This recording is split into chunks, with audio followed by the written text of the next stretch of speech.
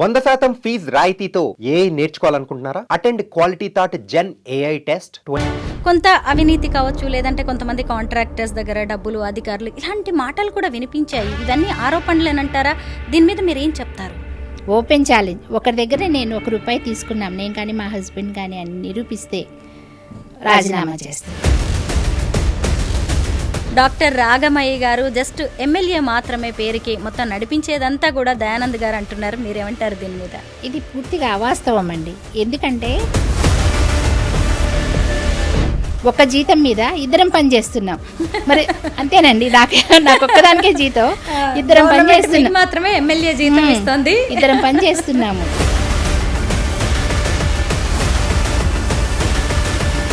మీది లవ్ మ్యారేజా, అరేంజ్డ్ మ్యారేజా? లవ్ కమ్ అరేంజ్డ్ అండి.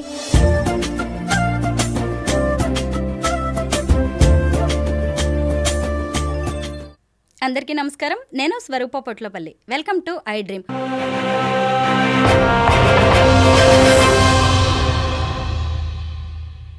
ఉమ్మడి ఆంధ్రప్రదేశ్ రాష్ట్రానికి జలగం వెంగళరావు వంటి ముఖ్యమంత్రిని అందించిన సత్తుపల్లి నియోజకవర్గం నుంచి 72 తర్వాత తొలి మహిళా ఎమ్మెల్యేగా ఎన్నికయ్యారు మట్టా రాగమయ్య గారు. ఆవిడ ప్రభుత్వ డాక్టర్ నుంచి ఎమ్మెల్యేగా ఎన్నికయ్యారు. ఈరోజు మనం ఆవిడ వ్యక్తిగత జీవితం, పొలిటికల్ జీవితం గురించి అనేక విషయాలు తెలుసుకోబోతున్నాం. ప్రస్తుతం మట్టా రాగమయ్య గారు నాతో పాటు ఉన్నారు. అయితే త్వరలో జరగబోయే తెలంగాణ రాష్ట్ర మంత్రివర్గ విస్తరణలో కూడా రాగమయ్య గారికి చోటు దక్కబోతోందనే వార్తలు వినిపిస్తున్నాయి. ఇప్పటికే మంత్రి సీతక్క, అలాగే కొండా సురేఖ గారు మంత్రివర్గంలో ఉన్నారు. ఇప్పుడు రాగమయ్య గారికి గనక అవకాశం వస్తే ఆవిడ 3వ మహిళా మంత్రి కాబోతున్నారు. రాగమయ్య గారితో ఇప్పుడు మాట్లాడదాం. నమస్తే ఎమ్మెల్యే గారు. నమస్తే అండి.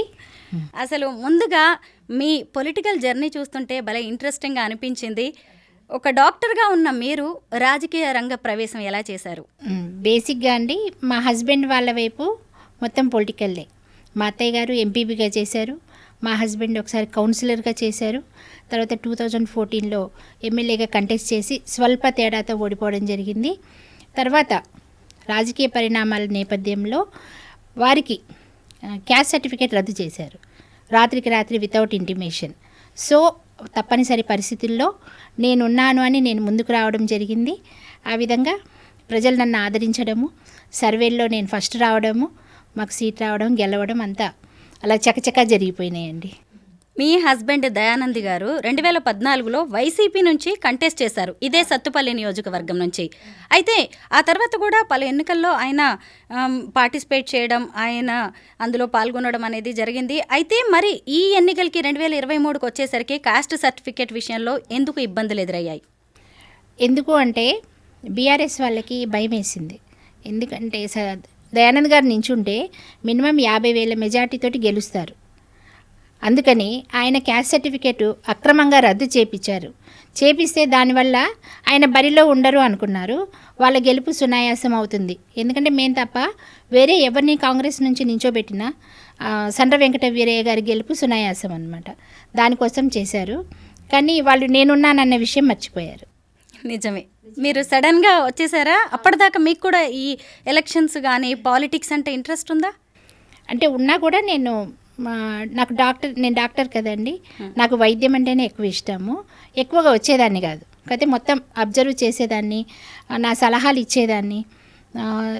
ఎన్నికలప్పుడు నేను కూడా ప్రచారం చేయడం కానీ, అత్తయ్య గారితో పాటు అత్తయ్య గారి ఎలక్షన్స్కి తిరిగాను, మా హస్బెండ్ ఎలక్షన్స్కి తిరిగాను, మేనేజ్ చేశాను, పోల్ మేనేజ్మెంట్ ఇవన్నీ చేశాను. కానీ ప్రత్యక్షంగా నేను ఎక్కువ పార్టిసిపేట్ చేసేదాన్ని కాదు. అయితే ఎమ్మెల్యేగా గెలవడం అనేది మీకు ఎంత సంతోషాన్ని ఇచ్చిందో, ఇక్కడ సీటు తెచ్చుకోవడం అనేది కూడా మీకు ఇబ్బందులు ఎదురయ్యాయి, క్యాస్ట్ విషయంలో ఇబ్బందులు ఎదురయ్యాయి. అలాగే మీరు మొదటి నుంచి ఎవరినైతే పొంగులేటి శ్రీనివాసరెడ్డి గారిని అనుసరిస్తూ వాళ్ళతోనే ఉన్నారు, ఆయనతోనే విభేదించి మీరు బయటకు వచ్చి మళ్ళీ అసలు అధిష్టానం నుంచి సీట్ తెచ్చుకున్నారు. ఇవన్నీ కూడా ఛాలెంజింగ్గానే నడిచాయి కదా ఈ ఎలక్షన్స్ మీకు? చిన్న కరెక్షన్ అండి, విభేదనం ఏం లేదండి. మేము ఎప్పటికీ పొంగులేటి గారి మనుషులమే. అప్పుడు మంచి టర్మ్స్ అండి, అదంతా ఊరికే అపోహ అంతే, ఏం లేదు. మేము అంటే కొంచెం ఒక 2-3 నెలలు గ్యాప్ అనమాట, ఏం లేదు. కాంగ్రెస్లోకి వెళ్ళాలి, అదైతేనే గెలుస్తుంది అని మేము కొంచెం దూరంగా ఉన్నాం అంతే. అంటే మేము అప్పటికి జాయిన్ అవ్వలేదు, పొంగులేటి గారు జాయిన్ అయిందాక మేము వెయిట్ చేసి ఆయనతో పాటే జాయిన్ అవ్వాలని అలానే ఉన్నాము. ఆయన జాయిన్ అవుతున్నప్పుడే మేము కూడా జాయిన్ అయ్యాము. ఆయన ఎదిరించడం ఏమీ లేదు. ఇది తర్వాత మా హస్బెండ్ క్యాస్ట్ సర్టిఫికేట్ క్యాన్సిల్ అయిన తర్వాత లేడీకి సీట్ ఇస్తే బాగుంటుందని రేణుకా చౌదరి గారు బాగా సపోర్ట్ చేశారు మమ్మల్ని. తర్వాత తుమ్మల నాగేశ్వరరావు గారు కానీ, బట్టి గారు కానీ, పొంగులేటి గారు కానీ అందరి సపోర్టు, అందరి ఆశీస్సులు ఉన్నాయి. మెయిన్ ప్రజల ఆశీస్సులు అండి. సండ్ర వెంకట వీరయ్య గారు లాంటి సీనియర్ నేతను మీరు ఎదిరించారు. పైగా సత్తుపల్లిలో ఇంతవరకు ఒక మహిళా ఎమ్మెల్యే గెలవలేదు. అలాంటి చోట మీరు విజయ బావుట ఎగరవేశారు. దానికి గల కారణాలు ఏమనుకుంటున్నారు మీరు? అంటే నిత్యం ప్రజల్లో ఉండడం. దాదాపు 20 years నుంచి మా హస్బెండ్ కానీ, మా అత్తయ్య గారు కానీ ప్రజలకు సేవ చేస్తూనే వస్తున్నారు. ముఖ్యంగా మా వైద్య వృత్తే ఇందుకు కారణం. మేము ప్రజలకి అందరికీ కూడా కలిసిమెలిసి అందుబాటులో ఉంటూ వస్తాము. ఒక ఫ్యామిలీలా కలిసిపోయాం. 60 సంవత్సరాల నుంచి మా హస్బెండ్ వాళ్ళ ఫ్యామిలీ సత్పల్లిలోనే ఉంటుంది. సో ప్రజలందరితో సంబంధాలు మంచిగా ఉండడం వల్ల వాళ్ళు ఫ్యామిలీలాగా మమ్మల్ని స్వీకరించారు. మెయిన్ సానుభూతి కూడా ఉంది. మేము 2 సార్లు నష్టపోయాము అన్న సానుభూతితో కూడా దయానంద్ గారి క్యాస్ట్ సర్టిఫికేట్ అక్రమంగా రద్దు చేశారు కదా, దానివల్ల సానుభూతి ఇంకా పెరిగింది. నన్ను ఓన్ చేసుకున్నారు. దయానంద్ గారు కూడా మంచి డాక్టర్. జలగం వెంగళరావు గారి కుటుంబంతో కూడా మీ కుటుంబానికి మంచి సంబంధాలు ఉన్నాయి. మీ అత్తయ్య గారు అందరూ కూడా రాజకీయాల్లో ఉన్నారు. అయితే ఆయన కూడా అసలు ఒక ఎమ్మెల్యేగా నిలబడాలి, గెలవాలని ఎంతో ఉత్సాహపడ్డారు. ఆయనకి చాలా ఇష్టం కూడా అలాగా ప్రజాసేవ చేయాలని. కానీ లాస్ట్ మినిట్లో అన్నీ కూడా ఆయనకి కలిసి రాలేదు. కానీ మీరు గెలిచారు. ఏమంటుంటారు ఆయన? ఇద్దరం ఒకటే కదండి, నేనైనా ఆయన ఇద్దరం ఒకటే, ఎవరు గెలిచినా ఒకటే. అదే అంటారు. ఆయన చాలా ప్రోత్సహిస్తారు. ఆయన లేకపోతే నేను ఈ స్టేజ్లో లేను. నాకు అండదండ ఆయనే. తర్వాత నా స్ఫూర్తి కూడా మా అత్తయ్య గారే. ప్రతి మగాడి విజయం వెనక ఓ మహిళ ఉంటుంది అంటారు కదా, మీ విజయం వెనక? మా హస్బెండ్ ఉన్నారు. ఎందుకంటే నేను పీజీ చేయడమైనా, నేను మ్యారేజ్ అప్పటికి ఎంబీబీఎస్ఏ ఫైనల్ ఇయర్లో ఉన్నాను. నేను పీజీ చేయడమైనా, గవర్నమెంట్ జాబ్ చేయడంకైనా, తర్వాత ఇప్పుడు ఎమ్మెల్యే అవడమైనా మొత్తం మా అత్తయ్య గారు, మా హస్బెండ్ సపోర్ట్. అయితే కొత్తగా 6గురికి మంత్రి పదవులు ఇవ్వబోతున్నారు. అందులో రాగమయ్య గారు ఉన్నారు. ఆవిడ పేరు కూడా వినిపిస్తోంది ఆ లిస్ట్లో. మీకేమైనా హింట్స్ ఉన్నాయా? లేవండి, అధిష్టానం నిర్ణయిస్తుంది. నాకు అర్హత ఉంది, నాకు అందుకు యోగ్యత ఉంది అనుకుంటే కనుక రేవంత్ రెడ్డి గారి ప్రభుత్వం తప్పకుండా అవకాశం ఇస్తారు. కాకపోతే ఒకటే, మా జిల్లా నుంచి ఇప్పటికే సీనియర్ మంత్రులు 3 ఉన్నారు. నేను మొట్టమొదటిసారిగా ఎమ్మెల్యే అయ్యా. నాకంత ఇది కూడా ఆశ కూడా లేదు. ఇస్తే సంతోషం, ఇవ్వకపోయినా సంతోషం. ఇస్తే ఇంకా బాధ్యత ఎక్కువ అవుతుంది, ఇంకా ఎక్కువ సిన్సియర్గా ఇంకా ఎక్కువ పని చేయాల్సి వస్తుంది. ఇవ్వకపోయినా కూడా 100% మా పని మేము చేస్తాం. ఎప్పుడైనా ఎక్స్పెక్ట్ చేశారా నేను ఎమ్మెల్యేనా అవుతాను, అవ్వాలి అని ఎప్పుడైనా కోరుకున్నారా? అది మా హస్బెండ్ క్యాస్ట్ సర్టిఫికేట్ క్యాన్సిల్ చేసినప్పుడు కోరుకున్నాను. డిసైడ్ అయిపోయాను. మన కుటుంబం నుంచి ఉండాల్సిందే. ఎస్ అండి. ఎందుకంటే ఒక మహిళకి ఇంత బలంగా ఒక కోరిక ఉంటేనే ఆమె తలుచుకుంటే ఏదైనా నిజంగా ఊహించి ఉండరు కదా. ఆయన కాస్ట్ సర్టిఫికెట్ క్యాన్సిల్ చేయించిన వాళ్ళు ఊహించలేదండి. అయితే ఈ క్యాస్ట్ విషయంలో ఇబ్బంది ఎందుకు తలెత్తింది? ఎందుకంటే అది ఎస్సీ రిజర్వ్డ్, మీకు ఫస్ట్ నుంచి తెలుసు. ఆయన 2014లో కూడా కంటెస్ట్ చేశారు. మ్యాటర్ ఏంటంటారు? దీని వెనక ఏముంది? ఏం లేదండి, మా అత్తయ్య గారిది మావయ్య గారిది ఇంటర్ క్యాస్ట్ మ్యారేజ్. అప్పుడు ఏదైతే ఒక జీవో వచ్చింది, ఆ జీవో ప్రకారము తల్లిదండ్రుల్లో ఎవరిది లో క్యాస్ట్ అయితే పిల్లలు అది తీసుకోవచ్చు, వాళ్ళు ఇష్టపూర్వకంగా తీసుకోవచ్చు. అలాగా అప్పుడు సర్కమ్స్టెన్సెస్ బట్టి మా వాళ్ళందరూ కూడా ఎస్సీ సర్టిఫికేట్ తీసుకున్నారు, తల్లి క్యాస్ట్ తీసుకున్నారు. కాకపోతే ఇది రాజకీయాల్లో ఎట్లా ఉంది, వీళ్ళు బలమైన క్యాండిడేట్స్, వీళ్ళు నించుంటే గెలుస్తారు కనుక వీళ్ళని పక్కకు పెట్టేయాలి, తొక్కేయాలన్న ఉద్దేశంతో కేసీఆర్ గారు, కేటీఆర్ గారు, సండ్ర వెంకట వీరయ్య గారు కలిసి అక్రమంగా చేసిన కుట్ర ఇది. ఆల్రెడీ జీవో కూడా ఉండగా ఈ కాస్ట్ సర్టిఫికేట్ అనేది ఎలా క్యాన్సిల్ చేశారు? అయితే ఇక మీదట మీరు ఏదైనా దీని మీద కోర్టుకు వెళ్ళడం లాంటివి చేయబోతున్నారు? ఎందుకంటే ఉంది, కోర్టులోనే ఉంది. అప్పుడు మా హస్బెండ్ కూడా కోర్టు ఎగ్జంప్షన్ ఇచ్చారు, కంటెస్ట్ చేయొచ్చు. కానీ రిపీటెడ్గా మళ్ళీ ఏమైనా ఎలిగేషన్స్ వస్తాయన్న ఉద్దేశంతో నేనే రంగంలోకి రావడం జరిగింది. ఇప్పుడైతే క్యాస్ట్ సర్టిఫికేట్ క్లియరెన్స్ అవుతుంది, కోర్టులోనే ఉంది, అయిపోతుంది. ఎమ్మెల్యేగా మీకు ఏడాది గడిచిపోయింది. ఇప్పటి వరకు మీరు చేసిందేంటి మీ నియోజకవర్గానికి? మా నియోజకవర్గానికండి నేను ఇప్పటివరకు దగ్గర 250 crores నిధులు తీసుకురావడం కానీ, ఇప్పుడు మన రోడ్స్, తర్వాత అంగన్వాడీ బిల్డింగ్స్ కొత్తవి శాంక్షన్ చేయించడము. నెక్స్ట్ మేము హాస్టల్ విజిట్స్కి వెళ్ళేవాళ్ళం. హాస్టల్ విజిట్స్లో పిల్లలు కింద పడుకుంటున్నారు, రెసిడెన్షియల్ స్కూల్స్ తప్ప మిగతా స్కూల్స్లో కింద పడుకుంటున్నారు. అది చూసి మేము మాకు వచ్చిన నిధుల్లోంచి 1.5 crore వాళ్ళకి మంచాల కోసం పిల్లలకి, మా కాన్స్టిట్యున్సీలో ఉన్న పిల్లలందరికీ కూడా అట్లా. తర్వాత డ్రింకింగ్ వాటర్కి ఇబ్బంది అవుతుందని ఒక 6 కోట్లు డ్రింకింగ్ వాటర్ కోసం బోర్లకి మోటార్లకి అట్లా ఇలా పెట్టాము. మేజర్ ఏంటంటే మాకు సింగరేణి, మీకు తెలిసి సింగరేణి పెద్ద ఇష్యూ మా దగ్గర.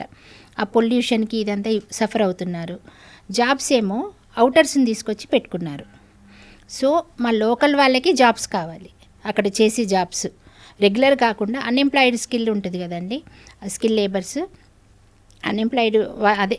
అన్స్కిల్డ్ లేబర్ మా వాళ్ళకి ఇవ్వాలి అని 80% లోకల్ వాళ్ళకి కావాలని డిమాండ్ పెట్టాము. బట్టి గారు వాళ్ళందరూ యాక్సెప్ట్ చేశారు. ఇప్పుడు లోకల్ యువతకి ఎక్కువ శాతం అక్కడ ఉద్యోగాలు ఇప్పించాము. అదొకటి మేజర్ నేను చేసింది ఇప్పటివరకు. అట్లనే అక్కడ బాంబు బ్లాస్ట్ వల్ల మనకి పేలిన ఉంటాయి కదా ఇల్లు, డ్యామేజెస్ అయిన ఇల్లు, ఇవన్నీ కూడా సింగరేణి వాళ్ళు రిపేర్స్ చేస్తున్నారు. ఇది కూడా మేము పట్టుబట్టి వాళ్ళని అడగడం వల్ల వాళ్ళు శాంక్షన్ చేశారు. కొన్ని పూర్తి కూలిపోయిన ఇళ్ళు అనేది కిష్టారం విలేజ్లో కట్టించడం మొదలుపెట్టారు. మిగతా వెంగళరావు నగర్ కాలనీ, ఎన్టీఆర్ కాలనీ ఇట్లా ఉన్నాయి. రేజర్ల ఇక్కడేమో రిపేర్స్ చేస్తూ ఉన్నారు. ప్రతి స్కూల్కి కూడా RO ప్లాంట్ ఇస్తున్నారు మినరల్ వాటర్కి. మీరు మీ హస్బెండ్ బాగా ప్రజల్లో కలిసిపోతారంట, ఎవరు ఏ చిన్న ఫంక్షన్కి పిలిచినా కానీ వెళ్తారంట, పెద్ద చిన్న అని లేకుండా అంతా మనమంతా ఒకటే అన్నట్టుగా ఉంటారంట. ఇదంతా మీ గురించి చాలా మంచి ఒక ఫీడ్బ్యాక్ అయితే వచ్చింది. దాంతోపాటు కొంత అవినీతి కావచ్చు, లేదంటే కొంతమంది కాంట్రాక్టర్స్ దగ్గర డబ్బులు, అధికారులు, ఇలాంటి మాటలు కూడా వినిపించాయి. ఇవన్నీ ఆరోపణలేనంటారా? దీని మీద మీరు ఏం చెప్తారు? ఇప్పుడు ఫంక్షన్స్కి వెళ్ళడం ఇది ఇప్పుడు కొత్తగా వచ్చింది కాదు. 20 years నుంచి మా హస్బెండ్ ఎవరు పిలిచినా వెళ్తారు. అందరిలో ఒకరిలాగే కలిసిపోయాం మేము. నేను కూడా వెళ్తూనే ఉంటాను. మాకు తరతమ భేదం ఏమి ఉండదండి, అంతా సమానమే. ఇప్పుడు మీరు చెప్పిన రెండో విషయం, నేను ఓపెన్ ఛాలెంజ్ చేస్తున్నా. ఓపెన్ ఛాలెంజ్, ఒకరి దగ్గర నేను ₹1 తీసుకున్నాం, నేను కానీ మా హస్బెండ్ కానీ అని నిరూపిస్తే రాజీనామా చేస్తాను. సూపర్, అంతే. ఓపెన్ ఛాలెంజ్ డ్రీమ్ ఇంటర్వ్యూలో. Yes, open challenge. ఎవరికన్నా ఇంతమందికి ఇప్పటికి 150 మంది దాకా సింగరేణిలో జాబ్స్ ఇప్పించాం. ఒకరి దగ్గర ₹1 తీసుకున్నామా? కాంట్రాక్ట్ మీద ఇప్పించాం కదా. మామూలుగా అయితే 1,00,000 నుంచి 1,50,000 అంతకుముందు తీసుకున్నారు బీఆర్ఎస్ ప్రభుత్వంలో. మేమైతే ₹1 తీసుకోవాలా. నెక్స్ట్ ఏదైనా పనులైనా సరే, ఏదన్నా రికమెండేషన్ లెటర్స్ అయినా, ట్రాన్స్ఫర్స్ అయినా, ఎందులో కానీ ఏ అధికారి దగ్గర కానీ ఎవరి దగ్గర కానీ ₹1 తీసుకోలేదు. నిరూపిస్తే మాత్రం ఛాలెంజ్ అండి. ఖమ్మం జిల్లా రాజకీయ పరంగా, సామాజికంగా ఎంతో చైతన్యం కలిగి ఉంటుంది. అయితే బీఆర్ఎస్ 10 ఏళ్ల పాలన చూసాం. ఇప్పుడు 10 సీట్లకి 10 సీట్లు కాంగ్రెస్ స్వీప్ చేస్తుందంటే ఇంకొకటి పొత్తు కావచ్చు అని మీరు ఎక్స్పెక్ట్ చేశారా? అలాగే 3 మనకి మినిస్టర్స్ వచ్చారు. ఒక డిప్యూటీ సీఎం కూడా బట్టి విక్రమార్క గారు ఉన్నారు, ఆయనే ఆర్థిక మంత్రి. ఇటు చూస్తే తుమ్మల నాగేశ్వరరావు గారు, ఇంకొక వైపు పొంగులేటి శ్రీనివాసరెడ్డి గారు. మీరేమంటారు మన ఖమ్మం జిల్లా గురించి? ఖమ్మం జిల్లా అంటేనే కాంగ్రెస్ కండి, కాంగ్రెస్ జిల్లా, పెట్టని కోట అంతే, కంచు కోట అంతే. ఎందుకంటే ప్రతిసారి చూస్తున్నాం. 2014లో కూడా మొత్తం టీఆర్ఎస్ హవా ఉన్నప్పుడు కూడా మన ఖమ్మం జిల్లాలో 9 సీట్లు వచ్చినాయి, ఒకే ఒకటి టీఆర్ఎస్కి. 2018లో కూడా అంతే, ఒకే ఒకటి టీఆర్ఎస్, మిగతా అన్నీ కూడా కాంగ్రెస్కి. ఇంకా ఇప్పుడు తుమ్మల గారు వచ్చారు, పొంగులేటి గారు వచ్చారు, ఆల్రెడీ బట్టి గారు ఉన్నారు. 3 ఉద్దండులు ఉన్నప్పుడు ఇంకెక్కడ పోతాయండి సీట్లు? కరెక్ట్, ఎక్స్పెక్ట్ చేసిందే. ఓ గ్రేట్, ముందు నుంచే అనుకున్నది. అయితే ఇప్పుడు కాంగ్రెస్ పాలన, ఏడాది రేవంత్ రెడ్డి గారి పాలన ఎలా ఉంది? అయితే ఆయన దావోస్ వెళ్ళొచ్చారు, దాని మీద కూడా ప్రతిపక్షాలు తీవ్ర ఆరోపణలు చేస్తున్నాయి. దావోస్ ఓ బోగస్, దావోస్ పర్యటన ఓ ఫేక్ అంటూ చెప్పుకొస్తున్నారు. మీరేమంటారు దీని మీద? మీ అందరికీ తెలుసండి, మీరు చూస్తూనే ఉన్నారు. ఏదైనా అభివృద్ధి చేస్తున్నారంటే దాని మీద బురద జల్లడమే ఒక పనిగా పెట్టుకున్నారు ప్రతిపక్షాలు. వాళ్ళు 10 సంవత్సరాల్లో ఏమీ చేయలేకపోయారు, ఇప్పుడు మేము చేస్తుంటే సహించలేకపోతున్నారు. చేస్తున్న అభివృద్ధి ఫలాలు కనిపిస్తూనే ఉన్నాయి, అందరూ చూస్తూనే ఉన్నారు. కాకపోతే మరీ ప్రత్యేకంగా ఒక సోషల్ మీడియా పెట్టుకొని వాళ్ళు అదే పనిగా మేము చేసినంత దాంట్లో ఏదో లోపాలు వెతకడానికి ట్రై చేస్తున్నారు, కానీ ఎప్పటికప్పుడు వాళ్ళు బొక్కబోర్ల పడుతూనే ఉన్నారు ఆ విషయంలో. అంతే అండి. రాగమయ్య గారు, మీ పర్సనల్ లైఫ్ కూడా చాలా ఇంట్రెస్టింగ్గా ఉందండి. ఇవాళ మీరు మాకు చాలా విషయాలు చెప్పాల్సిందే. చెప్దాం. మీది లవ్ మ్యారేజా, అరేంజ్డ్ మ్యారేజా? లవ్ కమ్ అరేంజ్డ్ అండి. ఎలా పరిచయం దయానంద్ గారు? ఇద్దరు డాక్టర్స్ మీరు. నేను విజయవాడలో చదివేదాన్ని. నా క్లోజ్ ఫ్రెండ్ మా రూమ్మేట్ డాక్టర్ విజయలక్ష్మి, తను అక్కడ అన్నప్రెడ్డిపల్లి, తను ఈ మ్యాచ్ తీసుకొచ్చారనమాట వాళ్ళ ఇంటికి. నేను హాలిడేస్కి రావడం జరిగింది. అప్పుడు మేము ఒకరినొకరి పరిచయం చేసుకోవడం అయింది. దాంతో అభిప్రాయాలు కలిశాయి. సో పేరెంట్స్ ఒప్పుకున్నారు, అరేంజ్ చేశారు, మ్యారేజ్ అయిపోయిందండి. పిల్లలండి? ముగ్గురు ఆడపిల్లలు కదా? అవునండి, నలుగురండి యాక్చువల్గా. పెద్ద పాప ఆశాధీర తన పేరు. తనకి పుట్టుకతోటే తెలసీమియా మేజర్ అనే వ్యాధి ఉండింది. అంటే బ్లడ్ తయారవ్వదు, ఎప్పటికప్పుడు మనం బ్లడ్ ట్రాన్స్ఫ్యూషన్స్ ఇవ్వాలి. జెంటికల్ డిజార్డర్ అది. సో 7 years ఏజ్ అప్పుడు తనకి బోన్ మ్యారో ట్రాన్స్ప్లాంటేషన్ అని చేపించాం, సర్జరీ రాయవెల్లూరులో. అది ఫెయిల్ అవ్వడం వల్ల తను చనిపోయింది. సో తన తర్వాత ఇద్దరు ట్విన్స్ పుట్టారు. సో ఇప్పుడు నాకు 3 పిల్లలండి. పెద్ద పాప పేరు మీదే మేము ఇంకెవరికి ఇట్లా రిపీట్ అవ్వకూడదు అని ఇంకా మేము ఒక స్వచ్ఛంద సేవా సంస్థ పెట్టాం. ఆశా పేరు మీద పెట్టేసి సేవ చేస్తూ వస్తున్నాం అప్పటి నుంచి. ఆశాధీర స్వచ్ఛంద సంస్థ. స్వచ్ఛంద సంస్థ. ఆశ అంతే, ధీర తీసేసాం. ఆశ స్వచ్ఛంద సంస్థ అని. దాని ద్వారా ఇప్పటివరకు ఒక 30,000 కుటుంబాలకి మా హాస్పిటల్ నుంచి ఫ్రీ హెల్త్ కార్డ్స్, అంటే వాళ్ళ ఫ్యామిలీ మొత్తం ఎప్పుడైనా చూపించుకోవచ్చు వితౌట్ కన్సల్టేషన్ ఫీజు. మళ్ళీ మేము ఇచ్చే ఫీజులో కూడా కన్సెషన్ ఉంటుంది, ల్యాబ్లో కన్సెషన్ ఉంటుంది, మెడిసిన్లో కన్సెషన్ ఉంటుంది. అట్లా ఒక 30,000 ఫ్యామిలీస్కి ఇచ్చాము. నెక్స్ట్ మినిమల్ ఛార్జెస్తో చేస్తాం మేము. పేషెంట్ వాళ్ళు ఫస్ట్ రాగానే ముందు అమౌంట్ కట్టించుకోవడం అట్లా ఏమి ఉండదు. ట్రీట్ చేసి నయమైన తర్వాత వెళ్ళేటప్పుడు బిల్ వేస్తే వాళ్ళు ఎంత ఇస్తే అంత అలా తీసుకొని అలా చేస్తాము. నెక్స్ట్ ఇది హెల్త్ క్యాంప్స్, రెగ్యులర్గా హెల్త్ క్యాంప్స్ పెట్టడము, పూర్ పీపుల్కి సర్వ్ చేయడం, ఉచితంగా మందులు అవి ఇవ్వడం. తర్వాత ఒక 10-15 వేల మంది దాకా ఐ క్యాంప్స్ పెట్టించి క్యాటరాక్ట్ సర్జరీలు అవి చేయించాం. తర్వాత స్కూల్స్కి డొనేషన్స్ మా అత్తయ్య గారి పేరు మీద ఒక 10 lakhs డిపాజిట్ చేసి దాని మీద వచ్చిన ఇంట్రెస్ట్ తోటి పిల్లల్ని చదివించడం. ఒక 20 to 25 స్టూడెంట్స్ ఎవ్రీ ఇయర్ మేము ఫీజు కట్టి వాళ్ళని చదివిస్తూ ఉన్నాం, పేద పిల్లల్ని. అట్లా ఇంజనీర్స్ అయ్యారు, సాఫ్ట్వేర్స్ అయ్యారు, నెక్స్ట్ లాయర్స్ అయ్యారు, అట్లా చాలామంది అండి. మిగతా 3 ఆడపిల్లలు ఏం చదువుతున్నారు, ఏం చేస్తున్నారు? ఇప్పుడున్న పిల్లల్లో పెద్ద పాప MBBS చేస్తుందండి. తర్వాత 2 ఇంటర్ అయిపోయింది, లాంగ్ టర్మ్ కోచింగ్లో ఉన్నారు, నీట్ రాస్తారు వాళ్ళు కూడా. అంటే డాక్టర్స్ అవ్వాలని వాళ్ళు కూడా అనుకుంటున్నారు. మీ అసలు నేటివ్ ప్లేస్ ఎక్కడవా? పేరెంట్స్ ఏంటి? మీరు డాక్టర్ అవ్వాలని ఎలా అనుకున్నారు అసలు? మాది ఆంధ్ర అండి, కర్నూలు మాది, పోతిరెడ్డిపాడు మాది. మా నాన్నగారు అగ్రికల్చరల్ డిపార్ట్మెంట్లో అసిస్టెంట్ డైరెక్టర్ చేసి రిటైర్ అయ్యారు. అమ్మగారు హౌస్ వైఫ్. నాకు 2 తమ్ముళ్ళు, 2 కూడా డాక్టర్సే, వాళ్ళ భార్యలు 2 డాక్టర్సే. నేను డాక్టర్ ఎలా అయ్యానంటే చాలా చిన్నప్పుడే 6 years ఏజ్ అప్పుడే నేను ఒక డాక్టర్ని చూడడం జరిగింది. ఏదో మధ్యరాత్రి 12:30-1 ఆ టైంలో నాకు ఏదో ఫీవర్ అట్లా వచ్చి తీసుకెళ్ళారు. ఆ టైంలో కూడా ఆమె విసుకోకుండా వచ్చి నన్ను ట్రీట్ చేసి మంచి మాటలు చెప్పి ఇలా చేసేవాడికి ఎందుకో ఇష్టం అనిపించింది. ఆమెనే అప్పుడు అనిపించింది నేను డాక్టర్ అవ్వాలి అని. 6 years ఏజ్ అప్పుడు. అంతే. జీవితంలో ఎప్పుడైనా బాగా ఒక కష్టం కానీ ఒక అవమానం కానీ ఎదుర్కొని మనం ఇలా కాదు ఉండాల్సింది, మన జీవితం వేరేలా ఉండాలి అని ఎప్పుడైనా డిసైడ్ అయిన సందర్భం కానీ సంఘటన ఉందా? ఉందండి, ఉంది. మా హస్బెండ్కి క్యాస్ట్ సర్టిఫికేట్ క్యాన్సిల్ చేసి, ఇప్పుడే రాజకీయాల్లోనే, అంతకుముందు అంతా బాగానే ఉండింది మాకు. ఈ క్యాన్సిల్ చేసినప్పుడు వీళ్ళ పని అయిపోయింది, వీళ్ళు ఇప్పుడు ఏం చేస్తారు, పొలిటికల్గా వీళ్ళ పని అయిపోయింది అని అన్నప్పుడు చాలా అవమానంగా అనిపించింది. ఇలా ఉండకూడదు, మేమేంటో చూపించాలి అన్న పట్టుదల వచ్చిందనమాట. అప్పుడు పట్టుదల వచ్చి నేను ప్రాక్టీస్ పక్కన పెట్టి షార్ట్ పీరియడ్లోనే నేను వచ్చి, అంటే ఏం తెలియదు, మళ్ళీ వెక్కిరించారు, ఈమెకు మాట్లాడడం రాదు, ఈమె డాక్టరు, రాజకీయాలు తెలియవు. అతనేమో అవతల సండ్ర వెంకట వీరయ్య గారు 3 సార్లు వరుసగా గెలిచారు. అలాంటి వ్యక్తిని ఎట్లా ఢీకొంటారు, వీళ్ళ దగ్గర డబ్బులు లేవు, వీళ్ళు ఎట్లా వెళ్తారు జనాల్లోకి అని, ఎలా గెలుస్తారు అనేసి చాలా అవహేళన చేశారు. అసలు సీట్ వస్తుందా రాదా అదొక క్వశ్చన్, డబ్బులు లేకుండా ఎట్లా చేస్తారని అదొక క్వశ్చన్. అప్పుడు అనిపించింది, అప్పుడు చాలా పట్టుదల వచ్చిందండి. చాలా పట్టుదల వచ్చి గెలిచి చూపించాలి అన్న ఇది అన్నమాట, అవమానంలో నుంచి వచ్చింది. జనం అసలు ఎలా నమ్మారంటారు? మీలోది ఏది చూశారు వాళ్ళు? మీరు అన్నారు కదా ఇప్పుడు ఇవన్నీ కనిపించాయి మైనస్లుగా వాళ్ళకి అన్నప్పుడు ప్రతిపక్షాలకి, మరి జనం మీలో ఏదో చూసే ఉంటారుగా ఖచ్చితంగా. చూశారండి, జనాలు చూశారు, మాలో ఉన్న సేవాభావం చూశారు. తర్వాత నిత్యం ప్రజల్లోనే ఉంటాం మేము, అదొకటి చూశారు. తర్వాత మా అత్తయ్య గారు, మామయ్య గారు, మా ఫ్యామిలీ బ్యాక్గ్రౌండ్ ఇవన్నీ చూశారు. తర్వాత మేము చేస్తున్న అంటే మాలో ఉన్న తపన అనమాట, ఇప్పుడే ఇట్లా చేస్తున్నాం కదా, మాకు వచ్చే దాంట్లో నుంచే మేము ఇన్ని సేవా కార్యక్రమాలు చేస్తున్నాం. అంటే 1 రూపీ వచ్చింది అనుకోండి, 70 to 75 NP మేము ఖర్చు పెడతా ఉన్నాం.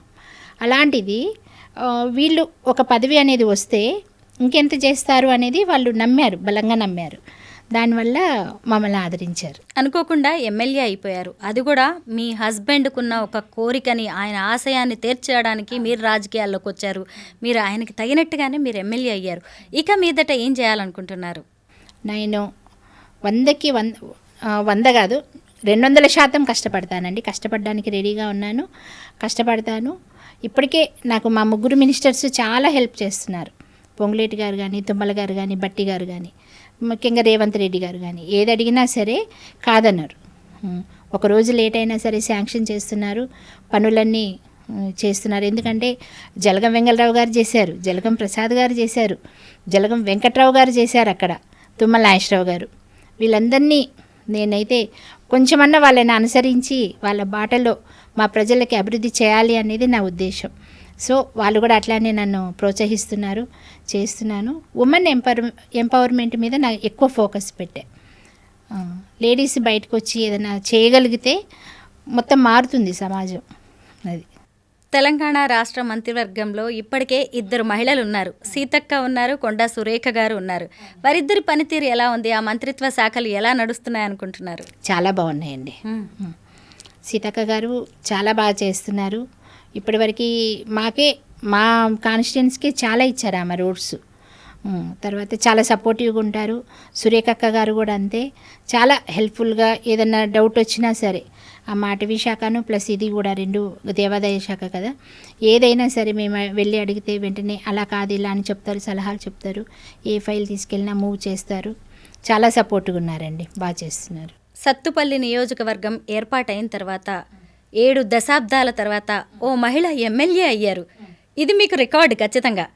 అయితే ఇప్పుడు సీతక్కతో పాటు అలాగే కొండా సురేఖ గారు, ఇప్పుడు ఆ లిస్ట్లో మీ పేరు వినిపిస్తోంది. నిజంగా గనక ఒకవేళ అన్ని ఈక్వేషన్స్ సెట్ అయిపోయి మీకు గనక మంత్రి పదవి వస్తే ఇది ఖచ్చితంగా ఇంకో రికార్డే కదా? అవునండి, ఖచ్చితంగా రికార్డే అవుతుంది. అవకాశాలు లేవా? మీరేమన్నా ఎప్పుడైనా రేవంత్ గారిని ఆ దిశగా అడిగారా? నేను అడగలేదండి, ఎందుకంటే వాళ్ళే చూస్తారు. ఇవ్వచ్చు, వీళ్ళకి ఇవ్వచ్చు, వీళ్ళు పని చేయగలరు అనుకుంటే కనుక ఖచ్చితంగా ఇవ్వాలని ఉంటే కనుక ఖచ్చితంగా అవకాశం ఇస్తారు. నాకు ఆ నమ్మకం ఉంది. ఇవ్వకపోయినా కూడా నేను ఇంకా నేర్చుకోవాల్సింది చాలా ఉంది. ఫస్ట్ టైం ఎమ్మెల్యే కదా, చాలా నేర్చుకోవాలి ఇంకా. సో ఇవ్వకపోయినా పర్వాలేదు, ఇచ్చినా పర్వాలేదు, 2 సంతోషమే.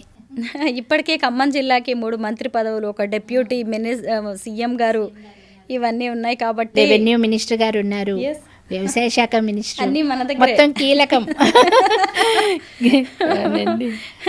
అవును, ఇచ్చినా ఇవ్వకపోయినా రెండిట్లో అవును ఏదైనా మీకు ఏదైనా, నేనైనా అవ్వకపోయినా మా జిల్లాలో 3 మంత్రులు ఉన్నారు, చాలంటారు అంతే.